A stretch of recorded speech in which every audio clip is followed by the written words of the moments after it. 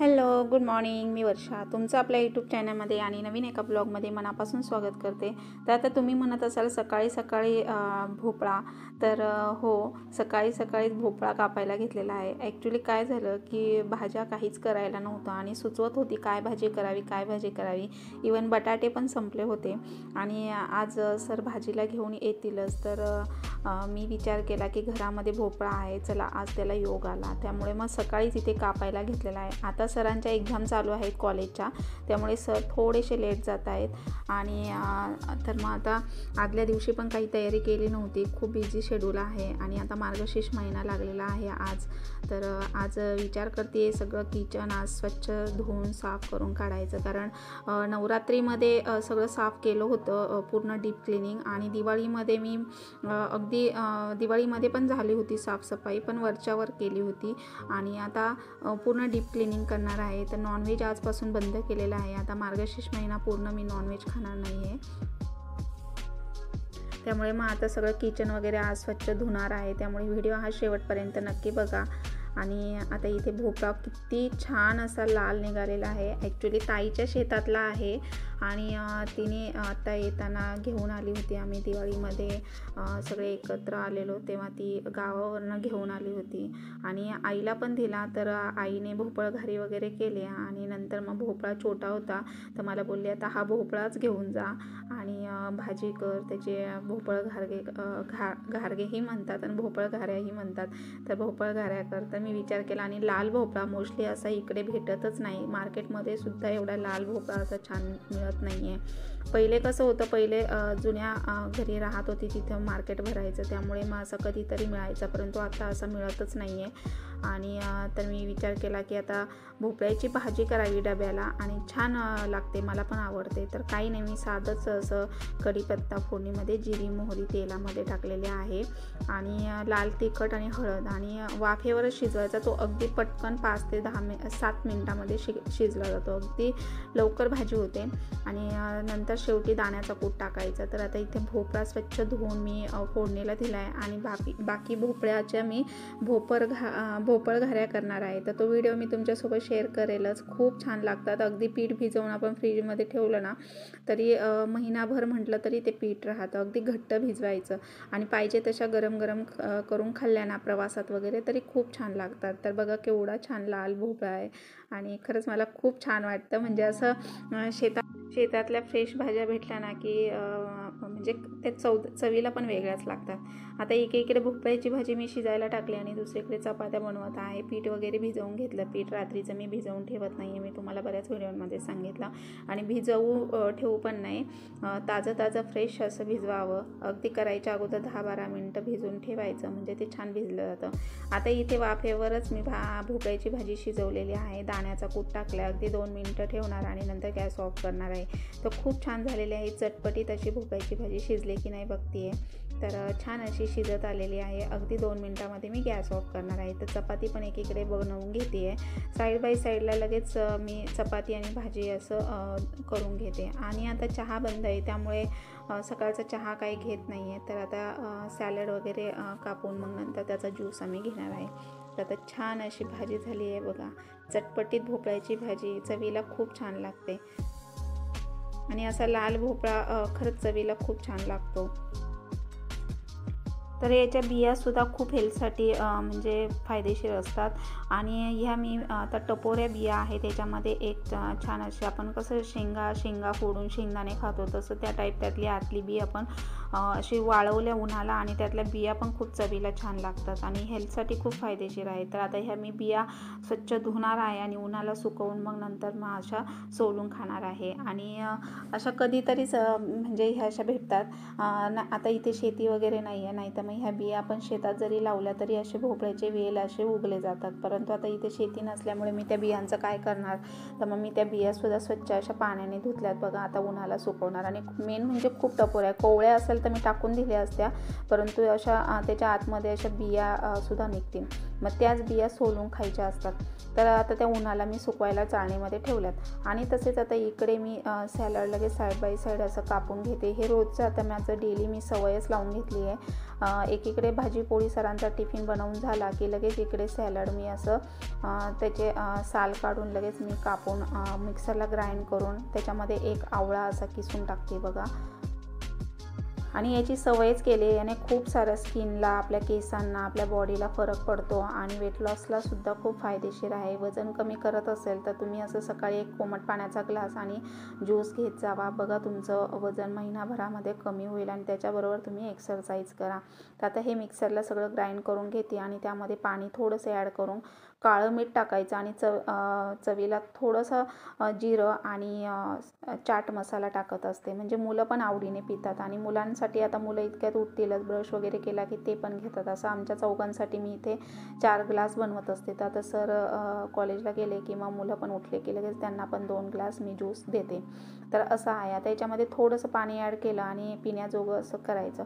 Salad काय खाल्लं जात नाही रोज प्रॉपर आणि सर सकाळी टिफिन वगैरे नेतात आणि घाई पण खूप असते. तर सॅलड कसं होतं की फ्रेश कापलं की छान वाटतं. काकडी, गाजर वगैरे, बीट आणि मग नंतर मग आपण डब्याला दिलं तरी ते खूप वेळाने खाल्लं जातं. मग असं फ्रेश ज्यूस करून मुलांना दिला तर मुलांच्या हेल्थसाठी खूप फायदेशीर आहे. म्हणजे त्यांची तब्येत वगैरे सगळे घटक, सगळे प्रोटीन, कॅल्शियम वगैरे त्यांना असं शरीराला याच्यातून मिळत असतं. त्यामुळे मग असं ज्यूस वगैरे तुम्ही हेल्दी असं तर मुलांना बनवून दिलं तर भरपूर भाज्या घालून असं वेगवेगळा राईस किंवा असं पराठे वगैरे बनवून दिले तर मुलं पूर्ण टिफिन फिनिश करून येतील. आणि एक 4-5 वर्षापर्यंत मुलांना ही काळजी घेणं गरजेचंच असतं. कारण 4-5 वर्षापर्यंत मुलांना जर चांगला आहार दिला तर मुलं एक 10-12 वर्षापर्यंत आहार घेऊन त्यांचे शरीर छान सुदृढ, बोन्स वगैरे स्ट्रॉंग होतात.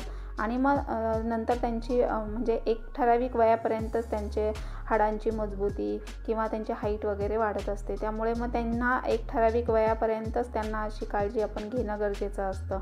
तर असं आहे. असो तर तुम्ही घेतच असाल तुमच्या पद्धतीने, परंतु मला असं वाटतं की असं मुलांना हेल्दी बनवून द्यावं. तर आता इथे ज्यूस वगैरे घेतला आणि आता पाणी गिझरचं म्हणजे एक 5-10 मिनटामध्ये पाणी तापेल असतं मी बटन ऑन केलं आहे आणि लगेच आता एकीकडे कचरा वगैरे काढून घेते. सगळं बेडशीट वगैरे आवरलं आणि बेडशीट वगैरे पण धुतले. तर उशांना वगैरे पिलोला कवर वगैरे लावायचे. तर असं छोटी मोठी कामं भरपूर असतात आणि त्याच्यात आज किचन क्लिनिंग करायचे. त्यामुळे ही रेग्युलरची कामं करून म्हणजे देवपूजा वगैरे केली पाहिजे. आता आपण जरी सगळी आपण जरी किचन वगैरे क्लीन करायला काढलं तरी मग ही कामं ठेवून जमत नाही.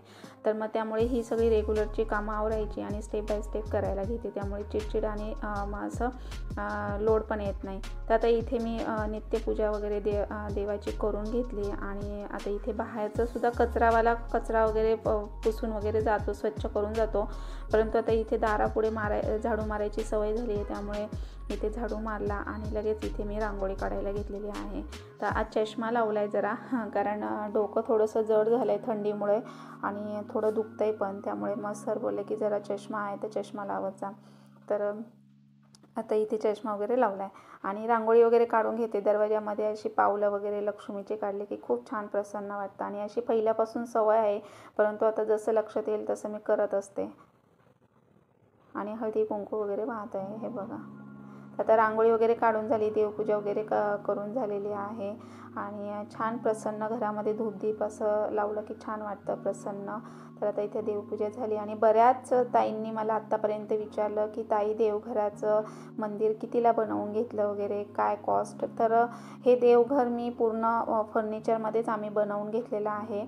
त्यामुळे त्याची अशी मला कॉस्ट अशी सांगता येणार नाही.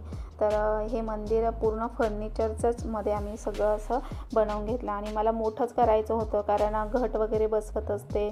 पुन्हा आपलं दिवाळीत पण लक्ष्मीपूजन, धनतेरस वगैरे अशी पूजा करायची असते. त्यामुळे मग एकीकडे असे 2-2 पूजा मांडायच्या म्हटलं की मग पसारा पण होतो, जागा पण अडते आणि घरात वावरायला पण आपल्याला अडचण होते. त्यामुळे मग असं मोठं मंदिर मी बनवून घेतलं. तर आता इथे सगळं आवरून झालं आणि आता इकडे आलेले आहे बाथरूममध्ये. तर बाथरूममध्ये मुलांच्या आंघोळी वगैरे झाल्यात. त्यामुळे मग कपडे वगैरे भिजायला घातले आणि लगेच इथे नळ वगैरे चालता असं नळ वगैरे स्क्रबरने वगैरे घासलं, बेसिन वगैरे की स्वच्छ राहतं आणि अचानक जरी कोणी आलं तरी आपल्याला असं ऑफवर्ड वाटत नाही. तर असं आहे. आणि मी तुम्हाला बऱ्याच याच्यामधून असं वेगवेगळं दाखवण्याचा प्रयत्न करते, वेगवेगळं रूटीन किंवा मी कशा पद्धतीने करते आणि रेसिपी वगैरे असं वेगवेगळं मी तुमच्यासोबत शेअर करण्याचा प्रयत्न करते. माझे व्हिडिओ आवडत असेल तर लाईक करा, सबस्क्राईब करा, कमेंट करायला विसरू नका. तर आता इथे सगळं हे हँडवॉश वगैरे मी बॉटलमध्ये भरून घेतलं. हँडवॉशची बॉटल स्वच्छ केली, बेसिन पण स्वच्छ घासले. बघा आता किती छान. आणि नवीन असे स्टीलचे हे नळ असे घासले ना स्क्रबरने तर खूप छान चकाकतात. तर आता हे स्वच्छ मी घासलेलं आहे. टॉयलेट वगैरे बाथरूम सगळं घासून घेतलं फिनेल टाकून आणि आता दोन्ही बाथरूम स्वच्छ करून झाले.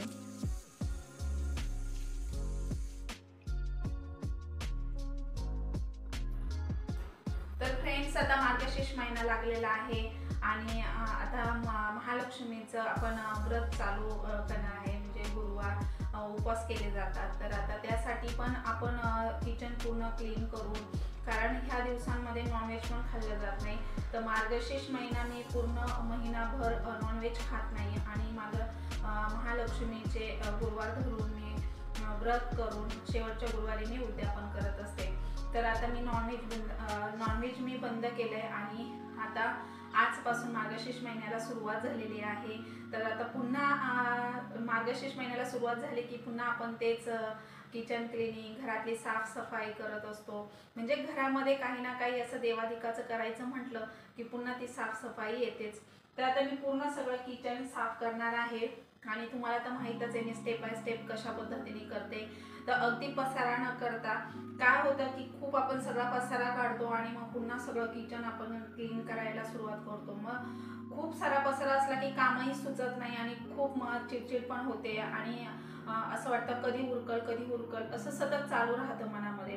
त्यामुळे मग मी काय करते की पूर्ण पहिलं सगळं किचनवरती स्वच्छ धुवून घेते, सगळं पुसून सॅनिटाईजने पुसून घेते, किचन ओटा धुते स्वच्छ आणि नंतर मग खालच्या मी ट्रॉल्यांमधलं काढते.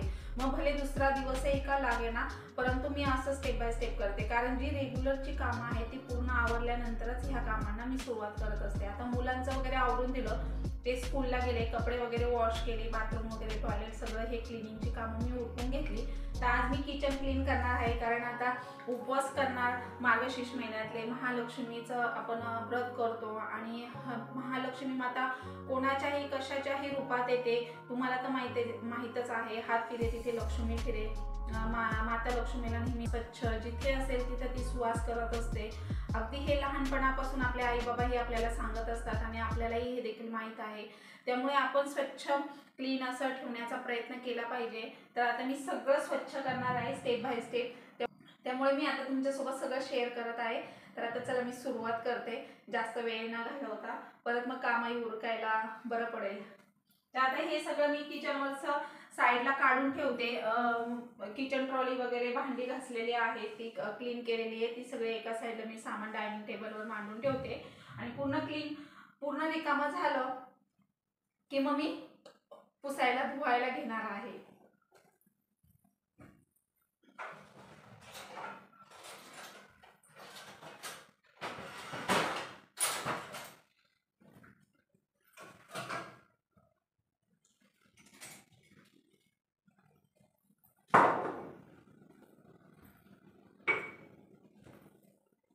आणि तुम्हालाही कंटाळा येत असेल किचन क्लीन करायचा, कारण एकटं असलं की खूप कंटाळा येतो, बोर होतं. मग त्यामुळे मग मी असं सगळी कामं आवरली की निवांत करत बसते. आणि किचन क्लीन करायचं हे माझं 4-5 दिवसापासून चाललं होतं की आज करेल, उद्या करेल. संडे पण तसाच गेला आणि काय झालं, आता थंडी पण सुरू झाली. त्यामुळे मी तुम्हाला मेथी आणि डिंकाचे लाडू दाखवले, तर ते पण माझे 2 दिवस त्याच्या तयारीत गेले. आणि त्यानंतर मग काही थोड्या शेंगा होत्या त्या फोडल्या. तर असं रोज काही ना काही आणि त्याच्यातच मग ही दुपारपर्यंत कामं उरकली ना की मग पुन्हा मग ते एक्स्ट्रा कामं माझी त्याच्यामध्येच वेळ जातो. आणि आता थंडीचा दिवस पटकन जातो, तुम्हाला तर माहिती आहे, लवकर संध्याकाळ होते.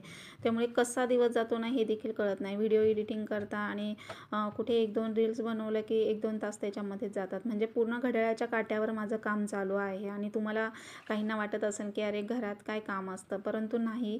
अगदी कोणाची मदत मेड नसताना ह्या गोष्टी मी सगळ्या करत असते आणि तुमच्यासोबत मी त्या शेअर केलेल्याच आहे आतापर्यंत आणि करतच आहे. तर मुलं वगैरे स्कूलला गेल्यानंतर सगळं मी क्लीन करायला काढलं. तर आता मी पूर्ण सगळा पसारा करून ठेवत नाही. अगदी वरतून स्टेप बाय स्टेप करते. ज्या वरचे लॉफ्ट आहे तर ते मी स्वच्छ काय होतं खिडकी विंडो मी ओपन ठेवते आणि सगळं फोडणीचं वगैरे बाहेर जातं, परंतु वाफेने असं थोडंफार पिवळसरपणा येतोच, असे डाग वगैरे पडतात फोडणीचे वगैरे. मग हे सगळं मी वरती स्क्रबरने पहिलं क्लीन केलं. त्यानंतर मी कॉटनच्या फडक्याने पुसून घेतलं आणि नंतर पुन्हा सॅनिटाईजने पुसून घेतलं वरचे लॉफ्ट. आणि मग विंडोसुद्धा मी स्क्रबरने क्लीन केली, असं डिशवॉशर क्लीनर हे करून मिक्स करून.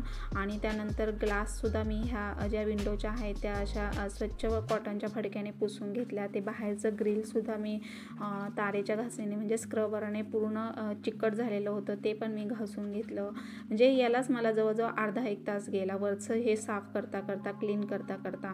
आणि मग तुमच्यासोबत पण मी त्या गोष्टी शेअर करते. आणि व्हिडिओ एकदा चालू केला की एकटी असल्यामुळे काय होतं की मग तो व्हिडिओ पण खूप मोठा होत जातो आणि मग तो मी एडिटिंग करता करता मग तो कमी होऊन मग तो त्यामुळे व्हिडिओ थोडा मी फास्ट केलेला आहे. तर तुम्हाला वाटत असेल की व्हिडिओ फास्ट केला आहे, तर मी व्हिडिओ मी थोडा फास्ट केलेला आहे. तर असं आहे. आता हे वरचं माझं सगळं क्लीन करून झालं आहे, बघताय तुम्ही. आता हे लॉफ्ट आहे मी पूर्ण व्हाईट काढलेत, असे क्लीन केलेत. आणि बघा ग्लाससुद्धा अगदी ट्रान्सपरंट इकडचं तिकडे दिसते. अगदी ह्या ग्लाससुद्धा मी स्वच्छ पुसून घेतला. फिल्टरसुद्धा मी स्वच्छ स्क्रबरने घासून कॉटनच्या फडक्याने स्वच्छ पुसला. हे सगळं मी क्लीन केलं आता वरचं. आणि आता हे किचन ओटा हा प्लॅटफॉर्म आणि खालच्या ट्रॉलीज राहिलेल्या आहेत. आणि भांडी म्हणाल तर माझ्याकडे मोजकीच भांडी आहे तर क्लीन करायला. आणि मी आता दिवाळीचं फराळ वगैरे संपलं त्यामुळे मी सगळे डबे वगैरे आत्ताच मी घासले होते मागच्या आठवड्यामध्ये. त्यामुळे भांडे असे रोजचे वापरातलेच आहेत. आणि जे एक्स्ट्राचं काही बरण्या वगैरे असतील पॅन्ट्रीजमध्ये वगैरे तर त्या मी अशा म्हणजे एकदम नाही काढत सगळं किचन क्लीन करायला. मग मी आज पूर्ण स्वच्छ केलं. तर मग भांडी वगैरे तर माझी रेग्युलरचीच आहेत वापरातली, त्यामुळे ती काही क्लीन करायची गरज पडत नाही. आणि पॅन्ट्रीज वगैरे मग मी असं फ्रीज आणि पॅन्ट्रीज असं एक दिवस मग मी काढून असं पूर्ण क्लीन करत असते. तर मग असं स्टेप बाय स्टेप करते म्हणजे थकवा पण जाणवत नाही. अचानक कोणी आलं तर आपल्याला ऑफड वाटत नाही आणि आपली चिडचिड होत नाही. मेन म्हणजे असं होतं. नाहीतर मग आपल्या बघा लेडीजची खूप चिडचिड होते सगळा पसारा असला की. आणि आपण सगळं एकदम काढून ठेवलं आणि मग असं होतं की अरे कधी आवरेल किंवा आणि एकटंच असलं की मग काही सुचत पण नाही कुठली वस्तू कुठं होते, अरे काय करायचं आहे, असं सारखं चालू राहतं. त्यामुळे मग मी असं पूर्ण स्वच्छ kitchen step by step clean करते आणि हे मी तुमच्यासोबत शेअर करत आहे. तर आता इथे प्लॅटफॉर्म हा मी सगळा स्वच्छ स्क्रबरने घासला आहे, चिकट वगैरे होतोच आहे. मग हे गॅस वगैरे स्टीलचा तर असा हा सगळा क्लीन केला आहे, पाणी वगैरे काढून घेतलेलं आहे प्लॅटफॉर्मवरचं हे सगळं. आणि हे टाईल्स वगैरे ज्या किचन ओट्यावरच्या आहेत त्यासुद्धा मी छान अशा क्लीन केलेल्या आहेत. तर तुम्ही बघताय आता हे बघा अशा पद्धतीने पूर्ण पाणी ओतून स्वच्छ धुवून काढलेलं आहे. म्हणजे एक ते वेगळंच आपल्याला छान प्रसन्न आनंदी वाटतं आणि काहीतरी काम केल्यासारखं वाटतं. त्यामुळे असं म्हणजे खूप मनाला छान प्रसन्न वाटतं. बघा तुम्ही एखादी वस्तू किंवा एखादं साधं कपाट जरी आवरलं तरी तुम्हाला किती छान वाटत असेल, असंच होतं. त्यामुळे मग आता इथे मी सगळं किचन वाटा वगैरे टाईल्स सगळं स्वच्छ करून घेतलं, बेसिंग फिल्टर वगैरे हे पुन्हा नळ वगैरे सगळं क्लीन करून घेतलं, सिंक. आणि हे माझं रोजचं असतंच, परंतु काय होतं की आता नॉनव्हेज वगैरे बंद केलेलं आहे. आणि आता आपण इथून म्हणजे आता दसरा झाल्यावर आम्ही नॉनव्हेज खायला सुरुवात केली. 1-1.5 महिना नॉनव्हेज खाल्लं. आता पुन्हा मार्गशीर्ष महिना पूर्ण मी बंद केलेला आहे. तर आम्ही घरात करतच नाही. त्यामुळे मग आता हे सगळं स्वच्छ धुवून घेतलं, कारण महालक्ष्मीचे गुरुवार करायचे, गुरुवारचं व्रत वगैरे मानतो आपण आणि व्रत करतो, पूजा वगैरे मानतो. त्यामुळे मग ह्या गोष्टी आपल्या मनाला पटत नाही. त्यामुळे आपण कसं सगळं स्वच्छ साफ करूनच आपण पूजा केली पाहिजे असं मला वाटतं. त्यामुळे मग मी आता हे स्वच्छ सगळं धुवून घेतलं आहे. तुम्ही बघताय बघा किती छान असा प्लॅटफॉर्म निघालेला आहे आणि अगदी क्लीन निघालेला आहे. आणि मग सगळं पुसून घेतलं. असं स्टेप बाय स्टेप मी करते आणि त्यामुळे मग पसारा पण होत नाही, चिडचिड पण होत नाही. आणि सगळं मुलांचं वगैरे आवरून दिल्यानंतर मग हे करते. बघा खूप क्लीन निघालेला आहे. तर किचन ओटा गॅससुद्धा छान चमकतो आहे. आणि आता हा मिक्सरसुद्धा असं स्वच्छ कॉटनच्या फडक्याने पुसून घेतला आहे. त्याची वायर वगैरे हा पाट माझा रेग्युलर तिथेच असतो. पाटावर मिक्सर वगैरे, मिठाची बरणी, वुडनचे स्पून वगैरे असतात. त्यामुळे मग हे स्वच्छ क्लीन करून घेत असते मी. किचन धुतलं ना की मग सगळं त्याच्यासोबत हे सगळंच पुसून घेते. तर आता स्वच्छ असा मिक्सरसुद्धा पुसून घेते आहे, म्हणजे असं नवाखट वाटतो आणि डाग वगैरे पडत नाही. तर बघा इथे माझा हा रेग्युलरचा पार्ट असतो. तर अशा ह्या म्हणजे छोट्या छोट्या गोष्टी असतात ना, तर ह्या आपण वेळच्या वेळेवर केल्या ना तर म्हणजे जास्तीची कामं पडत नाही. म्हणजे जरी तुम्ही किचन क्लीन करायला काढलं ना तरी ते फार चिकट होत नाही किंवा आपला वेळ जात नाही. आपण हे वरच्यावर गोष्टी केल्या ना किंवा त्या साफसूफ राहतात आणि क्लीन राहतात अगदी, आणि आपल्याला घ्यायला पण इझी बरं पडतं असं. त्यामुळे असं मी नेहमी स्वच्छ क्लीन करून ठेवते. आणि असं वाटतं की आपण घरात आहे तर मग पूर्ण दिवस असं मी कामातच बिझी करून घेतलेला आहे. म्हणजे सारखं काही ना काही चालूच असतं. आता तुम्ही पाहिलंच आहे 2 दिवस माझे हे दोन्ही बाथरूम वगैरे स्वच्छ घासायचे आणि प्रत्येक गोष्टीला वेळ द्यावा लागतो. म्हणजे ते जरी क्लीन करायचं म्हटलं तरी त्याला वेळ जातोच. 1-2 तास 1-1.5 तास जातोच. आता पूर्ण किचन क्लीन करता करता मला बघा 1-1.5 तास गेला. मुलं गेल्यापासून मी पूर्ण 1.5-2 तास म्हणजे व्हायला आलेत की मी किचन क्लीन करते. आता वरचा भाग सगळा साफ करून झाला आहे. म्हटलं आता भाजी पोळी खावं आणि मग पुन्हा खालच्या ट्रॉल्या पुसून घ्याव्यात. तर मग आता भाजी पोळी खायला घेतलेली आहे. सकाळी ॲक्च्युली काय झालं, सकाळी ज्यूस घेतला सॅलडचा आणि त्यानंतर मी एक लाडू खाल्ला होता. आणि मग आता मी जेवण केलंच नव्हतं. तर मग भाजी पोळी कामाच्या याच्यामध्ये राहून गेलं आणि मग मी आता भाजी पोळी खायला घेतली. म्हणजे 1:30 वाजले. आता मी जेवण केलं आणि मग त्यानंतर आता ह्या ट्रॉल्या पूर्ण पुसायला घेतल्या. तर ह्या खालच्या ज्या ट्रॉल्या आहेत ना, तर जरी नेव्ही ब्लू म्हणजे ग्रे कलर आहे डार्क, तरी पण डाग दिसून येतातच. आणि आपले जे रोजचे बघा फोडणीचे तेलकट वगैरे हात लागतात, तर असं वरच्यावर मी पुसत असते. म्हणजे एक 8-10 दिवसातून खालच्या ट्रॉल्या तरी मी पुसत असते. परंतु पूर्ण किचन क्लीन करायचं म्हटलं ना तर माझं 2-3 महिन्यातून डीप क्लिनिंग असतंच. म्हणजे 2 महिन्यातून तरी असतं, 2 ते 3 महिन्यातून. कारण मग विंडो वगैरे, पुन्हा गॅस तर रेग्युलर आपण धुतच असतो, परंतु जे विंडो वगैरे असतात, बाहेरचं ग्रिल, ते खराबच होतं आणि चिकट होतं. मग हे 2-3 महिन्यातून आपण साफ करायला पाहिजेच असतं. तर मग आता मी नवरात्रीमध्ये केलं होतं, त्याच्यानंतर दिवाळीत पण मी केलं होतं आणि आता मी मार्गशीर्ष महिन्यामध्ये करते. म्हणजे आता पुन्हा म्हणजे असं 1-2 महिन्यातून माझं चालूच राहतं. आणि एक कुठं केलं की लगेच दुसरीकडे मग काही ना काही कामं येतच राहतात. आता 2 दिवस माझे असंच मग लाडू हे ते असं म्हणजे एक दिवस असं त्याच्यामध्ये जातो. मग मी असं ठरवून करत असते, आज हे करायचं, उद्या ते करायचं. तर आता हे सगळं मी सॅनिटाईजने पुसून घेतलं. सॅनिटाईजने काही डाग असले ना की लगेच निघून जातात. बघा तुम्ही फडक्यावर सॅनिटाईज घेतला आणि असं सगळं फर्निचर तर खूप छान क्लीन निघतं. तर हे पॅन्ट्रीज वगैरे मी सगळं सॅनिटाईजनेच पुसून घेतलेलं आहे.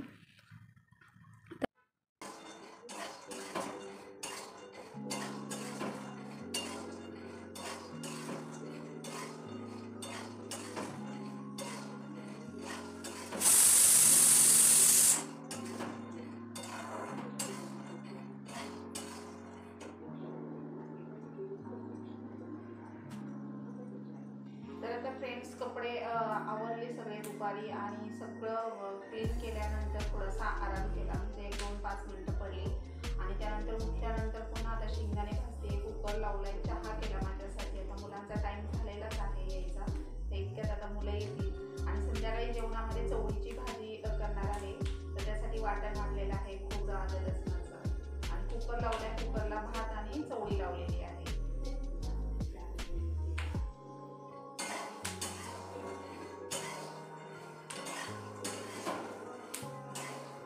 तर इथे आता मृदुल मृणाल नाश्ता करतायत. काय खाता रे?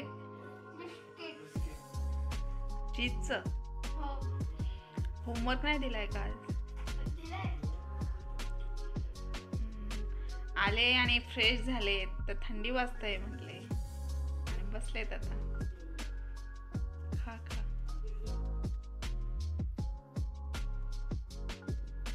तर आता इथे संध्याकाळ झाली, 3:30ची वेळ आणि दिवाबत्तीचा टाईम झाला आहे. तर मी आता इथे सगळी धूप, दीप, अगरबत्ती लावली आणि धूप सगळीकडं घरामध्ये असं फिरवत असते. म्हणजे छान प्रसन्न वाटतं, पॉझिटिव्ह वाईब्स येतात आणि लक्ष्मी पण प्रसन्न राहते नेहमी.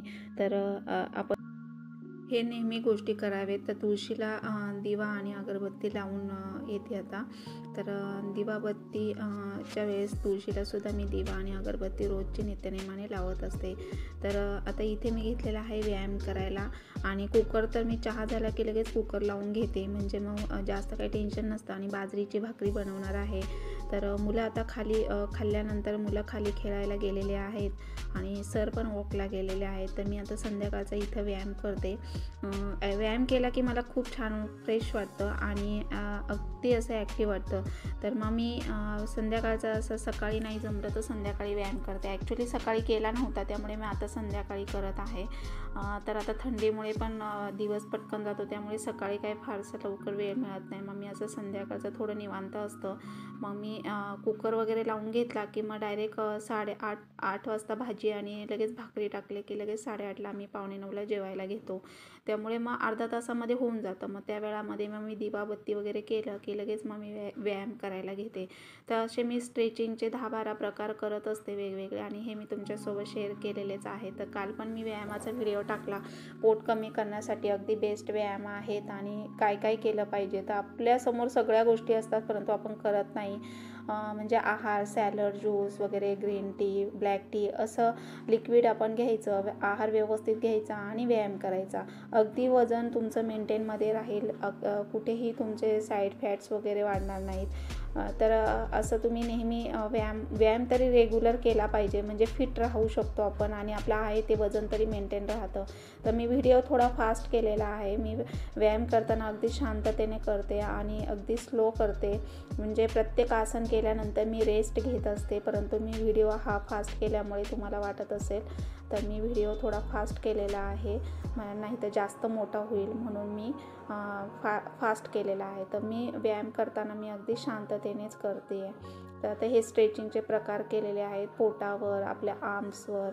आपले दंड जर मोठे वाटत असेल तर हे जे व्यायामाचे प्रकार आहे हे तुम्ही रेग्युलर केले तर दंडसुद्धा तुमचे कमी होत जातील आणि अगदी स्लिम दिसायला लागाल तुम्ही. पोटावरची चरबी देखील कमी होईल. लगेचच्या लगेच होत नाही. हे व्यायाम वगैरे आहार घेणं गरजेचं आहे. जरी तुम्ही खाल्लं तरी क्वांटिटीमध्ये खा, व्यायाम करा, म्हणजे तुम्ही फिट राहाल, कोणतेही आजार तुम्हाला होणार नाहीत. तर आता इथे सरांनी भाज्या आणल्या होत्या. आलं की एका दिवशी खूप काही कामं असतात. एवढी थकली आहे, म्हणजे दिवसभरामध्ये मी एवढं किचन वगैरे क्लीन केलं आहे, अक्षरशः म्हणजे थकायलाच झालं आहे. परंतु तरी मी जेवण बनवलं आणि इथे भाजी निवडायला घेतली. तर इथे कोथिंबीर छान फ्रेश हिरवीगार आणली होती सरांनी, तर मी ती निवडून एका कंटेनरमध्ये पॅक करून ठेवली. त्यानंतर आता मेथीची भाजी आणि पालकची भाजी निवडणार आहे आणि नंतर मग मी भाकरी करणार आणि मग जेवायला घेणार आहे. तर असं आहे. साईडला लगेच मी भाजी वगैरे व्यायाम झाल्यानंतर भाजी फोडणीला टाकली आणि आता लगेच मी भाज्या निवडायला घेतल्या. काय होतं, दुसऱ्या दिवशी पण निवडायचं म्हटलं तर भाज्या पण सुकल्या जातात आणि लगेच मग काही ना काही कामं निघतातच. तर आता म्हटलं वेळ आहे, टी व्ही बघता बघता मग मी भाज्या निवडून घेते. तर आता इथे भाज्या निवडल्या की मग एक भाकरी टाकायची 1-2 आणि मग लगेच जेवायला घ्यायचं. तर आता इथे पालक आहे, मेथी आहे, पालेभाज्या पण खाल्लं पाहिजे आपण. काही ना काही मुलांना ज्यूस किंवा पराठे वगैरे असे पालक पराठे, आलू पराठा वगैरे असं करून दिलं तर मुलं पण हेल्दी राहतात. तर असं आहे. त्यामुळे मग आता ह्या भाज्या मी क्लीन करून घेतल्या, भाकरी केली छान गरमागरम. भाज्या क्लीन झाल्यानंतर आणि आता जेवायला घेतलं. तर या तुम्ही पण जेवायला. मस्त पालकची भजी केलेत छान गरमागरम. तर आता मी माझा व्लॉग इथंच एंड करते. थँक्यू.